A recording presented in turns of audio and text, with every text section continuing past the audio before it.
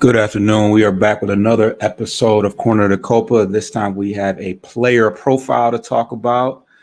This time we are talking about Bligh Madris, who is a left-handed bat, right-handed thrower, first baseman. He's a rookie. He's 28 years old, and he's a sure-handed first baseman who hits for contact and power and pull to the power side. He was actually just sent back down to AAA after having a pretty decent stint in the major leagues. He was hitting 269 with a 683 OPS. He is above average in the barrel rate, hard hit, and launch angle sweet spot categories. He's a disciplined hitter with an elite chase rate, but his elite Achilles heel was strikeouts. He was below average in whiff rate, strikeout rate, and walk rate.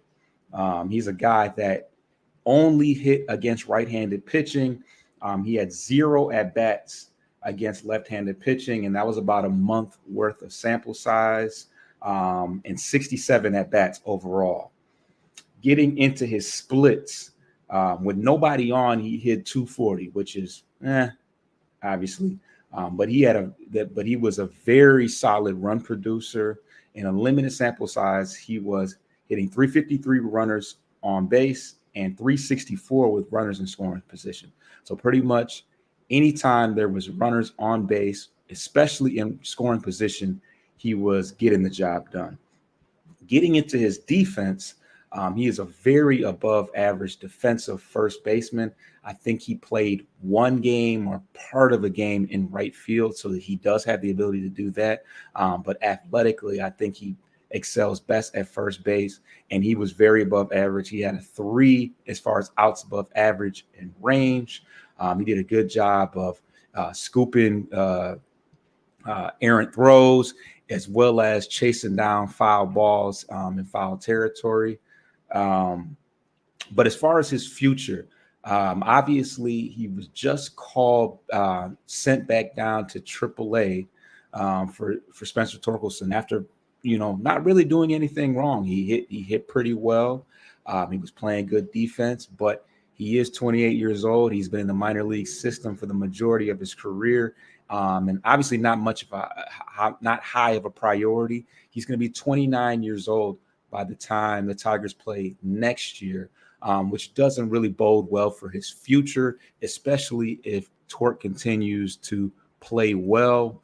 But I think he's a guy that could definitely compete for a 40-man roster spot somewhere, if not in Detroit, certainly somewhere else. Like I said, this was his first real opportunity in all the years that he's been playing baseball.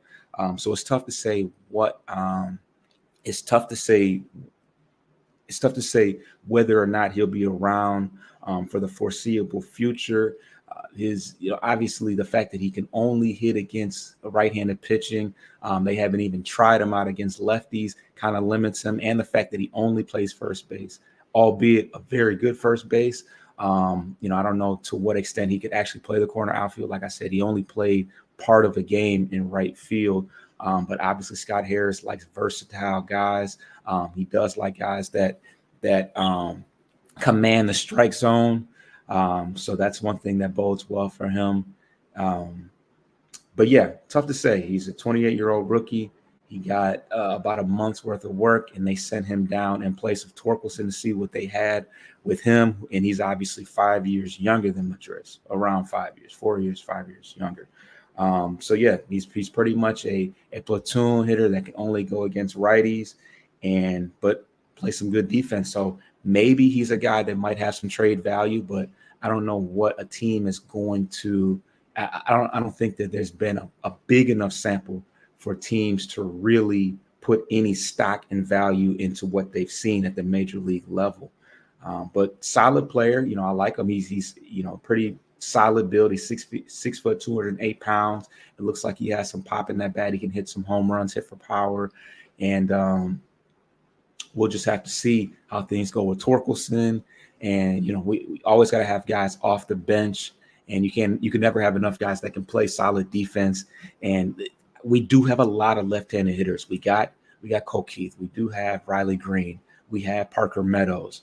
We have McKinstry.